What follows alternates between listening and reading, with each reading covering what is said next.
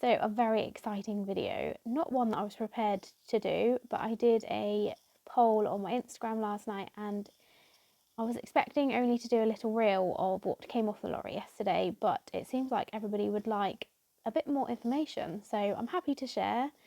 So I'm going to put this together, although you might just have to bear with me for a minute. As most of you on Instagram probably already know, I have been looking at Connemara ponies for a little while. I spotted the Connemara Clifton sales happening in May this year, so I actually ended up going through all the catalogue and writing down all the numbers of the horses that I really liked the look of. And one of those numbers happened to be the one that came off the trailer yesterday. I wasn't in the position to have bought him at the sales in May, and also you have to obviously react quite quickly because it is an auction to decide how much you want to pay. You've obviously got to have all the vetting sorted and transport ready. Anyway, so I found the breeder that had this horse sold in May. I contacted him, Connor, from Donguire Connemara Ponies, and asked if he had any more ponies, sort of similar breeding to, he's called Arthur, similar breeding to Arthur and sort of around the same age. He was 3 years old. But unfortunately Connor said, no, we don't have any more 3-year-olds for sale. But it did then come to light that Connor knew who Arthur was sold to and he had all his details, so he ended up forwarding me the details of the new owner. So of course that same day I got in contact with Arthur's owner and approached the subject of if he would be coming up for sale, and it was agreed that he would sell him if it was obviously for the right price. He had started him, so he's been lunged, he's had braking tack on, and from the breeder and from the person that bought him from the sales said how lovely he is, how lovely and chilled he is, which that stood out to me because I obviously have now got 2 children.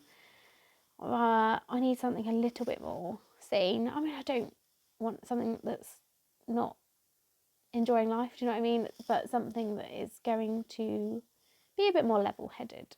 So this is what took me down the route of wanting a Connemara, because most of them are level-headed. I know not all of them are. It's the same with every breed. You do get the exceptions, but from all that I'd seen and all that I heard about him, he sounded perfect. I feel like obviously buying unseen, which I have done, is a risk. I mean, ideally I would have loved to have gone over, but my passport had expired, so it just was, I was not able to do that. And I found out enough information. I had contacted the owner of Sean's horse that he sold in May, that he'd broken in, just to sort of, it's nice to get to grips with how he obviously does the breaking in process and how then other people take over the reins and how smoothly it goes, really. But she was absolutely chuffed to bits with her new horse, so that filled me with a lot of relief that I feel like I can trust him to know that he does a lovely job with them.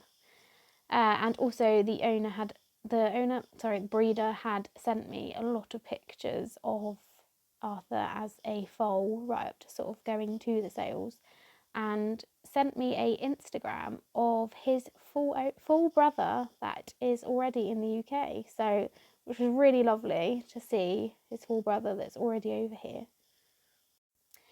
So yeah, between the breeder, Sean, the owner of Sean's old horse, and Arthur's full brother's owners, I felt comfortable and happy, so we went ahead with the sale. So I said to Sean that yes, we'll have him. So he had him vetted and he passed the 5-stage vetting. So then it was just a case of sorting out the transport. So we ended up going with Equitrans, and I must say they did a brilliant job. I was probably one of the most nervous customers they probably ever had, because obviously I've no experience of importing horses over, especially not a youngster as well. It was a bit of a worry, but They sent me lots of pictures and had kept me filled in the whole journey. So I actually felt a lot more at ease knowing that he was in safe hands, although I did only get 3.5 hours sleep because I was tracking the ferry the whole night because they did a night sail. So yes, he arrived yesterday afternoon, so we had to go down to Bristol and pick him up. And yeah, bless him, he was so sweet. He came off the lorry, he was a bit unsure and he had a bit of a cat leap onto our ramp, but he travelled like an absolute dream the whole way home. And he took a little bit of a while to get off our trailer as well, but we obviously had no rush to get anywhere, so we just let him take his own time to come off the trailer. And he did. Once he came off the trailer, he didn't rush, he didn't budge, he just walked off the ramp. And I think it was probably a big relief for him, because obviously being travelling for that long, to then see grass and he could stretch his legs. And yes, he seems fairly well settled, although being the lovely British weather, it is pouring down with rain out there, so not the best first day for him. But I will, yes, add some videos of him, and yes, the suspense of you all waiting is now over. I hope you love him as much as I love him.